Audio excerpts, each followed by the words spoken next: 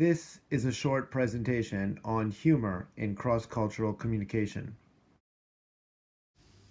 Lessons and activities described here can be found in New Ways in Teaching with Humor, a recent TESOL publication.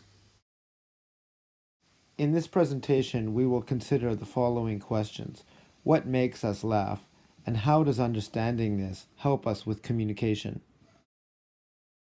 According to Goethe, people's character becomes visible by what they think is funny.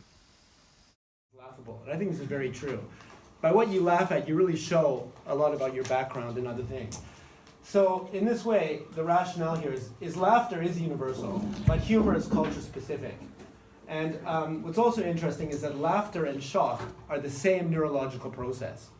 So it's not just entertainment, it actually has a deep evolutionary role, humor. And in this way also, humor is a processing of stereotypes and expectations. So you can see that this might really have implications for cross-cultural communication as well. And it also requires recognizing patterns. So all of these things are important for cross-cultural understanding. So it's also, as I said, a highly advanced cognitive process. And in my opinion, it involves all aspects of communication, like language, culture, values, everything. Right? It's also, it's very highly cognitive, but it's also very important for evolution, right? We recognize a pattern that's surprising. We are rewarded with laughter, and then it reinforces our evolution in that way. So in this way, I guess when we were, before we were developed societies, if we recognize a dangerous pattern, and we're not killed by the tiger or something, then we are like, we relax. And that when the world became less dangerous, I guess, it just became laughter. So it's interesting that this developed out of evolution, not just entertainment. So anyway, as you can imagine, several parts of the brain are used in humor, right? And what's even more interesting is that there are huge gender differences in this. And I can give you the names of the studies, these later. For example, I mean, how women perceive the world is already very different from men. My student who's sitting over there, his graduate thesis is about this. But women see a much wider range of colors than men. I wonder what purpose that has. But even more interesting, women use almost twice as much of their brain when experiencing humor than men do. So this has some interesting implications, right? So, what do men use their brain for? But as you can imagine, the part of brain that's used, memory, emotion, creativity, logic, I mean, it is really complicated. The things that make you laugh really access a lot of things, or maybe not so much. So I like to use the Simpsons. So another quote here, this is also relevant. Laughter is an effect that arises if a tense expectation becomes nothing. Right? If something is shocking or different, it becomes nothing, you kind of relax and you laugh. So you can imagine if somebody falls out of their chair, that can be really funny, unless they broke their leg and we have to rush them to the hospital. Then it's tragic. So, but if the person laughs and is fine, then it's humorous. So in this way, again, humor requires recognizing a pattern, having an expectation about that pattern, then being surprised or shocked.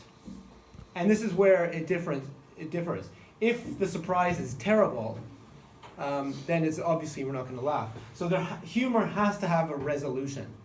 And if any of these things are missing, it's not going to be funny, right? So in this way, as I said, cognitively, that humor works in this way is that we're confused, or there's a break in our expectations, there's a resolution, and then there's laughter, right? And if there is no resolution, it's shock. So it's a lot like culture shock in this way. When we don't know what's going on, we're surprised or shocked, but if there's a happy ending, we're okay. So when this comes to laughing and enjoying jokes or, funny skits or anything, it can be complicated because as many of you know, living in Japan, can you enjoy Japanese humor? I mean, even if you speak Japanese really well, do you laugh at those variety shows or owarai? I mean, I kind of sit there and go, I get it, but I'm not like, ha ha ha. It's not like watching Benny Hill or something like that. So this is another interesting quote. Humor can be dissected as a frog can, right? You can cut a frog up and you can study it. But it dies in the process. And the innards are discouraging to anybody. So if I tell you a joke, and you're like, I say, oh, well, it's this, and then that happens. You go, okay, I got it. But you're not going to laugh, because there's no surprise. So if the joke, if you don't get it, it's just like it's dead, and it's not even funny. So in this way, humor is very dangerous to use in communication. And that's one of the reasons that I think Japanese rarely use humor in communication, unless it's kind of like some dajare or those kind of double meaning words. So how can this work then? How can we teach this as part of communication? I'm sorry if I'm rushing, but I have a lot of things to cover. So most examples of successful humor follow 3 basic patterns. And I think this is interesting. If you consider Mr. Bean, which is probably one of the most successful international humor, his shows are shown all over the world. He states that something can be funny in these 3 different ways. So one, and this might seem obvious to you, but by behaving in an unusual way. For example, you see, this picture's like 80 years old, but we can understand that it's funny. And I think even internationally this can work. Even if you don't know what football is and you don't know who these guys are, you can still see this is kind of strange behavior that can result in something dangerous. Or by being in an unusual place. Right? Again, this is very old. It's Chaplin. He's sitting in a dangerous place, but he's laughing, so we can find it funny. Or by being the wrong size. If something's too big or too small, it can be funny. Like this is Mr. Bean with a turkey on his head.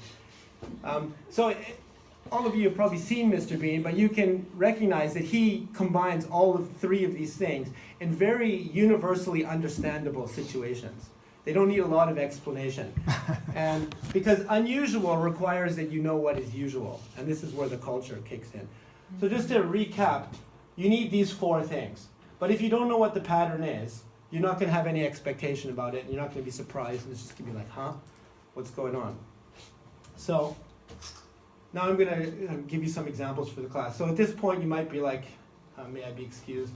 My brain is full.